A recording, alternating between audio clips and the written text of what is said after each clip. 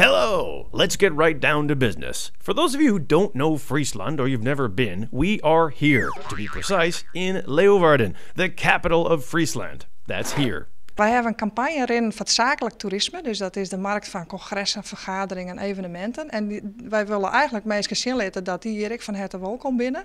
En in het kader van die campagne is dit filmpje maken. Dit filmpje, bedoeld dus voor de zakelijke vraat, is een grote hit op internet onder een breed publiek. Standard meeting locations with so many chairs, so many tables, blah blah blah, even more boring. You might as well choose something more fun, right? De makker van het filmpje hier dit net verwachten, maar snapt wel waarom het zijn bot omslaat. Dus ik denk de snelheid en ook een beetje de humor. Ik heb wel geprobeerd om in de film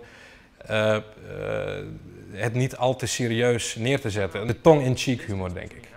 Het ene zeggen en het andere laten zien. Dus de tegenstellingen uitvergroten. Dat hebben we vooral geprobeerd op een grappige manier.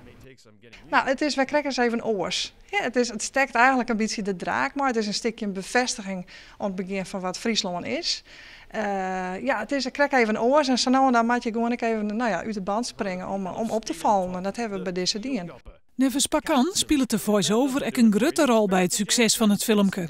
Het is insprutsen door Greg Shapiro, bekend van Comedy Central.